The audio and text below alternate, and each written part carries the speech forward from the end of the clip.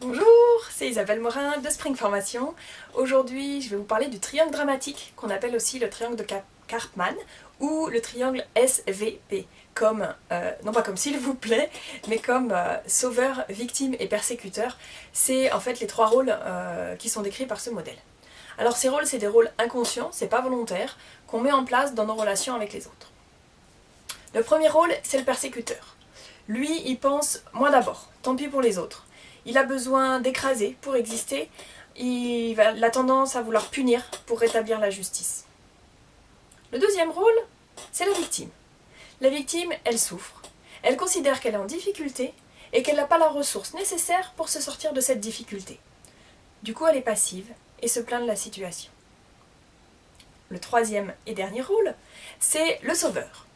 Le sauveur, il considère que les autres, ils ne peuvent pas se débrouiller tout seuls, qu'ils ont besoin d'aide, et que c'est à lui de les aider. Et du coup, il va toujours vouloir aider, et en vouloir faire bien, et bien il en fait trop. Alors ces trois rôles, on voit bien qu'ils ont besoin les uns des autres. Un persécuteur sans victime, il peut persécuter personne. Une victime sans persécuteur, elle n'aurait pas de raison de se plaindre.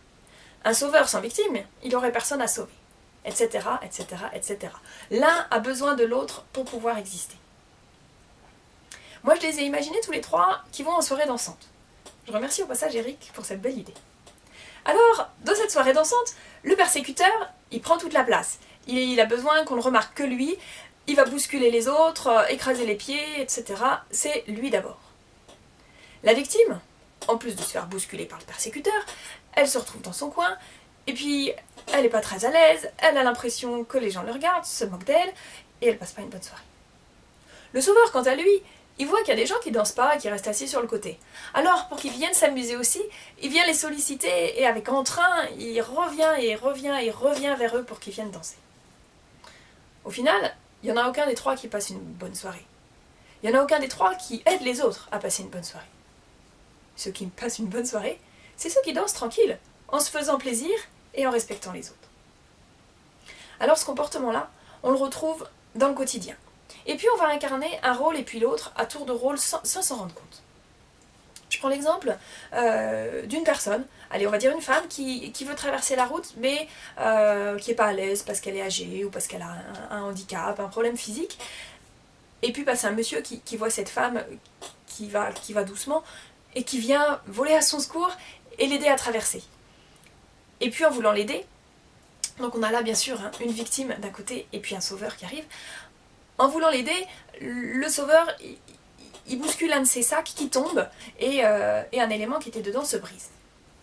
Alors, la personne qui était victime au départ se retourne vers la deuxième personne qui est venue l'aider en lui disant « Mais vous venez de me casser mon vase, ça va pas du tout, c'est comme ça que vous aidez les gens. » Et elle se transforme en persécuteur.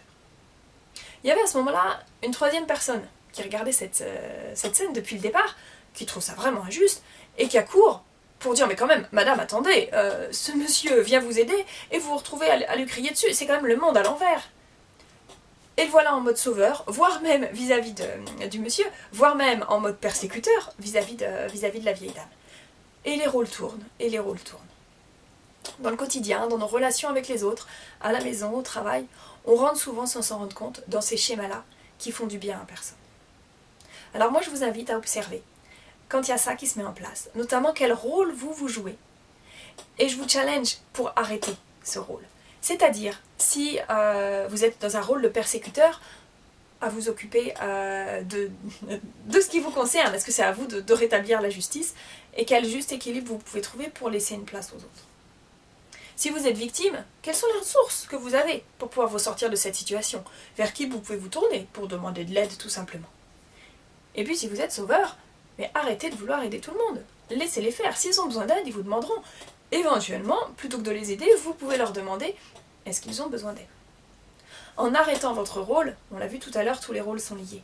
En arrêtant votre rôle, vous permettrez, vous inciterez aux autres d'arrêter leur rôle aussi et d'être dans des relations bien plus équilibrées et bien plus agréables pour tout le monde. Alors ce sujet passionnant, je reviendrai dessus la semaine prochaine ou la semaine suivante. Là, pendant les vacances de Noël, je vais vous faire une vidéo sur le même sujet, mais cette fois-ci je vous ferai une vidéo longue où je vais rentrer plus dans le détail, contrairement aux vidéos que je fais habituellement qui durent entre 3 et 5 minutes. Et puis vous me direz si c'est bien ou pas ce format-là aussi. En attendant, je vous souhaite de très bonnes vacances et surtout de très bonnes fêtes.